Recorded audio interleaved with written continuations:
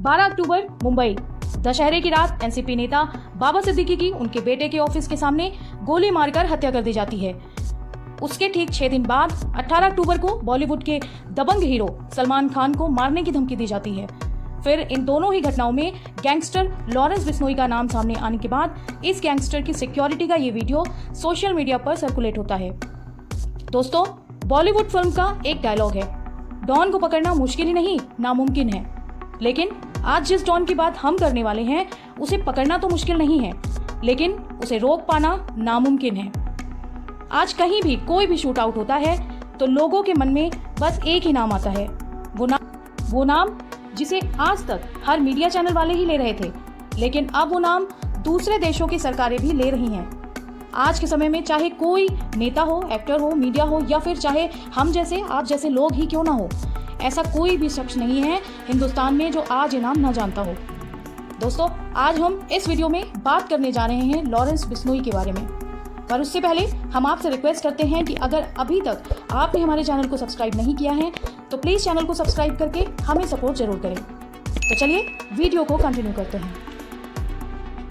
दोस्तों, तारीख थी 3 अक्टूबर और साल था 1996। बीकानेर के रहने वाले निहाल चंद बिश्नोई को अचानक पता चलता है कि वाडनव गांव में शिकारियों ने 6 हिरणों को मार दिया है। खबर मिलते ही निहाल चंद फौरन कुछ गांव वालों को साथ लेकर शिकार वाली जगह पर पहुंच जाते हैं। ये लोग शिकारियों को रोकने के लिए उन पर धावा बोल देते हैं। शिकारी इन लोगों को अपनी ओर आता देखकर गोलियां चलाना शुरू कर देते हैं। इस गोलीबारी में निहाल चंद जी बुरी तरह से जख्मी हो जाते हैं, मगर वो उस जगह को नहीं छोड़ते जहां मरे हुए हिरण पड़े हुए थे।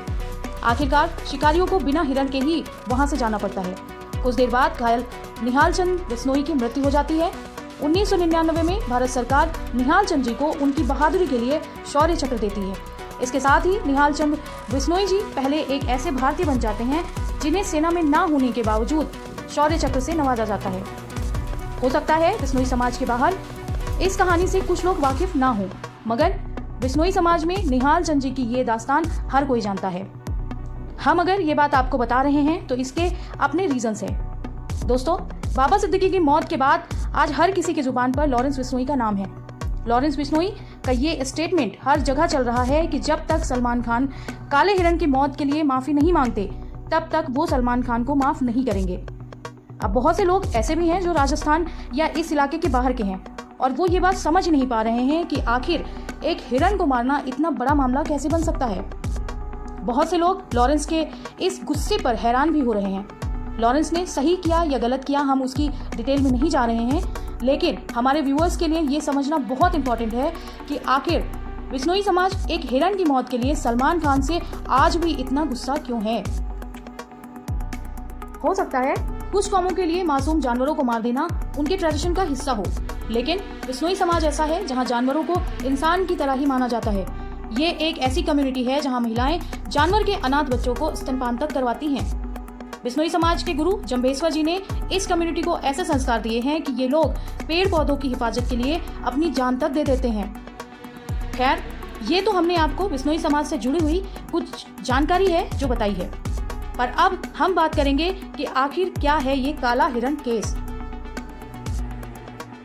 इस केस के बारे में लॉरेंस बिश्नोई का कहना है कि बचपन में जब उसे ये पता लगा कि सलमान खान ने जोधपुर में काला हिरण मारा है, तब से ही वो इसका बदला लेना चाहता था। तो जिन लोगों को ये बात नहीं पता है तो उनको बता दें कि ये बात 1998 की है। सलमान खान अपने को स्टार्स के साथ फिल्म की शूटिंग कर रहे थे। फिल्म थी हम साथ साथ हैं। राजस्थान के कांकानी गांव में वे अपने साथी कलाकारों तब्बू, सोनाली बेंद्रे, सैफ अली खान और नीलम के साथ रात में काले हिरण का शिकार करने के लिए बिना लाइसेंस वाली बंदूक लेकर गए थे। इस घटना को गांव निवासी पूनम चंद बिश्नोई ने देख लिया, जिसे देखकर वो काफी चौंकी और घबरा भी गई, क्योंकि उनके धर्म में काले हिरण को उनके संत गुरु भगवान जम्बेश्वर के पुनर्जन्म का अवतार माना जाता है और उन्हें मारना उनके धार्मिक आस्था को ठेस पहुंचाता है। इसलिए बिश्नोई समाज ने सलमान और दूसरों के खिलाफ कई मामले दर्ज किए। जोधपुर और राजस्थान उच्च न्यायालय में सलमान के चालाक एडवोकेट ने उन्हें बेगुनाह साबित करने के लिए पुरजोर कोशिश की। उसने बोला कि सिर्फ जानवर की खाल ही साबित कर सकती है कि उस पर गोली के छेद हैं या नहीं हैं, लेकिन खाल की कभी जांच की ही नहीं गई। उसने मेडिकल रिपोर्ट्स भी दिखाई, जिसमें एक हिरण की मौत गड्ढे में गिरना बताया और दूसरे की मौत कुत्तों ने खा लिया, ऐसा बताया। और ये भी बताया कि गोली के कारतूस कभी मिले ही नहीं। सलमान के एक और वकील ने पूनम चंद बिश्नोई से तगड़े सवाल पूछे, जो एक लौती गवाह थी। जब वकील अपने तीखे सवालों से पूनम चंद बिश्नोई पर वार कर रहे थे, ठीक उसी समय वहां दो महिलाएं चुपचाप अदालत में घुस आईं। जैसे ही सलमान के वकील ने उन्हें देखा, उसने तुरंत ही अपने सवालों की दिशा बदल दी और पूछा कि क्या इनको पहले कभी देखा है। वो दोनों महिलाएं बेहद आम कपड़ों में आई थी, इसलिए पूनम चंद बिश्नोई उनको पहचान नहीं पाई। वो महिलाएं कोई और नहीं बल्कि तब्बू और सोनाली बेंद्रे थी, जो सलमान के साथ ही आरोपी थे। लॉयर ने फिर से तगड़ीबाजी मारी और पूछा कि आप कहती हो कि गोली चलने के समय आप 150 मीटर दूरी पर थी, लेकिन वहां तो घना अंधेरा था, बस एक मोटरसाइकिल की हेडलाइट ही थी, फिर भी आपने सबको पहचान लिया था। और अब जब ये आपके सामने बैठी हैं तो आप कह रही हो कि आपने इन्हें कभी देखा ही नहीं।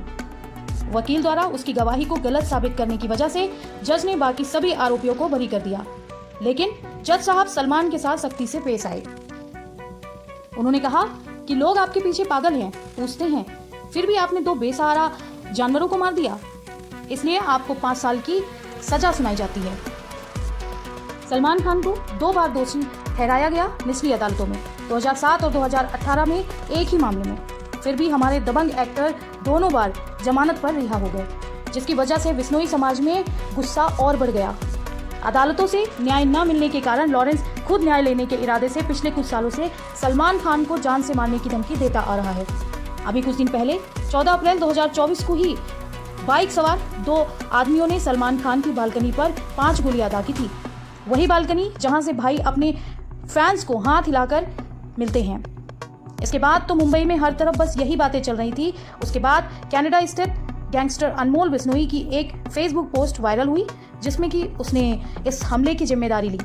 उसमें लिखा था कि ये तो अभी ट्रेलर है, पूरी पिक्चर तो अभी बाकी है। ये धमकी संगीन थी क्योंकि अनमोल दरअसल जेल में कैद लॉरेंस बिश्नोई का चचेरा भाई है। यही वो खतरनाक बंदा है जिसका पंजाबी गायक सिद्धू मूसेवाला की हत्या के पीछे हाथ था। दोस्तों, बिश्नोई समाज सलमान खान से सिर्फ और सिर्फ इसलिए गुस्सा है क्योंकि आज इस मामले को चलते हुए तकरीबन 27 साल हो गए हैं, मगर इन 27 सालों में सलमान खान को सिर्फ 18 दिन ही जेल जाना पड़ा और ट्रायल कोर्ट से सजा सुनाए जाने के बावजूद वो आज भी जमानत पर हैं। 2006 में एक ट्रायल कोर्ट ने सलमान खान को 5 साल की सजा सुनाई थी, मगर 2007 में राजस्थान हाई कोर्ट ने सलमान की सजा को सस्पेंड कर दिया था। फिर जुलाई 2016 आते आते राजस्थान हाई कोर्ट ने सलमान खान को 2 चिंकारा के केस में बरी ही कर दिया। 2017 में जोधपुर हाई कोर्ट ने सलमान खान को शिकार के टाइम एक्सपायर्ड हथियार रखने के मामले में भी बरी कर दिया। इसके बाद 2018 में ट्रायल कोर्ट ने इस मामले में सलमान खान को फिर से 5 साल की सजा सुनाई, मगर सलमान अभी तक जमानत पर हैं। इस तरह मामले के 27 सालों बाद भी बिश्नोई समाज अब भी न्याय का इंतजार कर रहा है।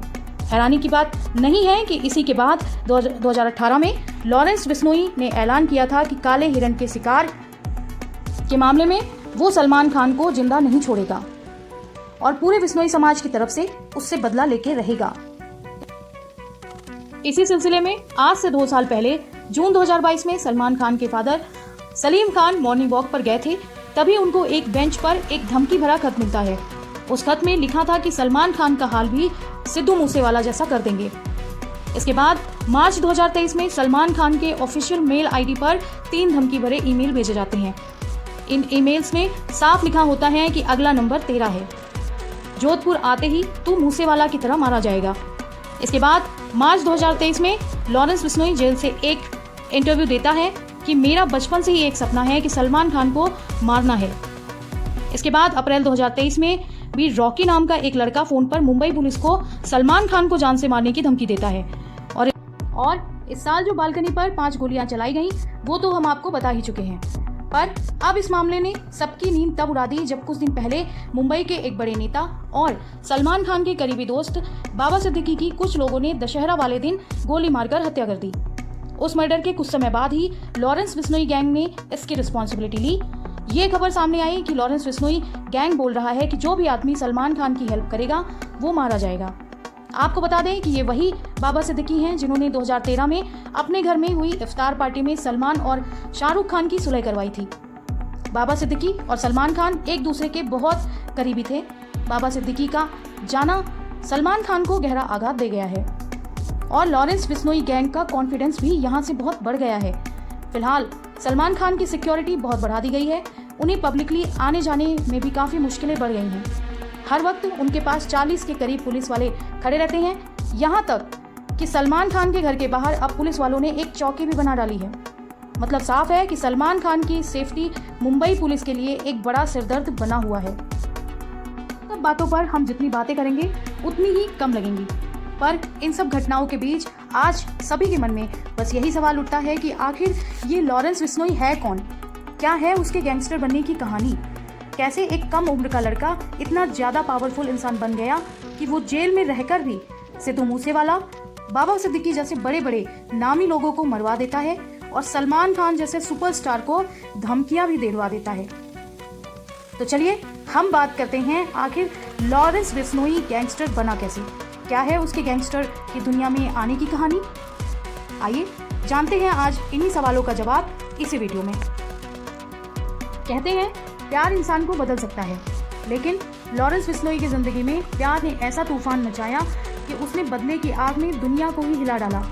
लॉरेंस बिश्नोई की गर्लफ्रेंड को उसके दुश्मनों ने कॉलेज इलेक्शन के बाद ही जिंदा जला दिया था। लॉरेंस बिश्नोई वह नाम जिसने पंजाब, हरियाणा, राजस्थान से लेकर पूरे देश में खौफ फैला रखा है। लेकिन क्या आप जानते हैं इस खतरनाक गैंगस्टर की शुरुआत एक साधारण स्कूल के लड़के की तरह ही हुई थी। एक ऐसा लड़का जो प्यार में था, कॉलेज की राजनीति कर रहा था, लेकिन एक हादसे ने उसकी जिंदगी को पूरी तरीके से बदल दिया। आइए आज आपको लॉरेंस बिश्नोई की जिंदगी की अनकही दास्तान सुनाते हैं, जिसमें प्यार है, बदला है और खून खराबे की सच्ची कहानी है। दोस्तों, बात शुरू होती है अबोहर के एक कॉन्वेंट स्कूल से, जहां लॉरेंस बिश्नोई ने अपनी पढ़ाई शुरू की। बचपन से ही उसके पास सब कुछ था। उसका परिवार संपन्न था, करोड़ों की जमीनें थी और उसके पिता हरियाणा पुलिस में कांस्टेबल थे, यानी कि एक आरामदायक जिंदगी थी।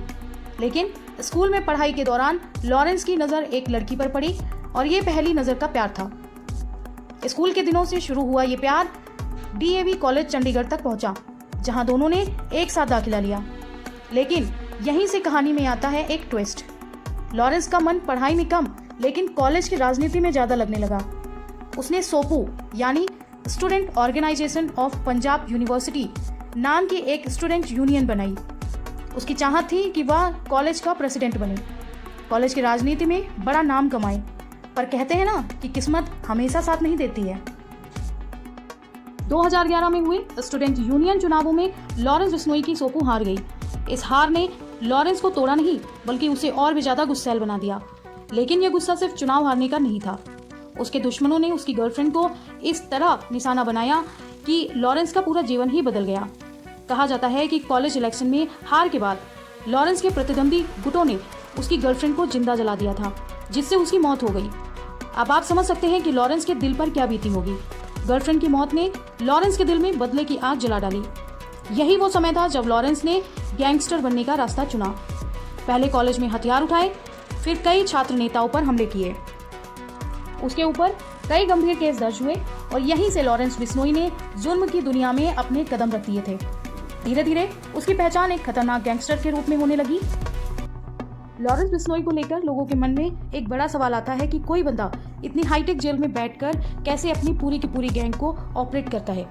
तो हम आपको बता दें कि लॉरेंस जेल के अंदर ही रहकर बाकी क्रिमिनल से मिलते हैं, उनसे बात करते हैं, उनसे पहचान बनाते हैं और धीरे धीरे उनसे कुछ कनेक्शन भी बनाने लगते हैं। जेल में अपना समय बिताने के बाद जब भी जेल से वो बाहर आते हैं, कोई ना कोई हादसा होता है, कोई ना कोई FIR भी जरूर होती है, जिसके लिए उन्हें कुछ वक्त के लिए वापस फिर से जेल जाना पड़ता है।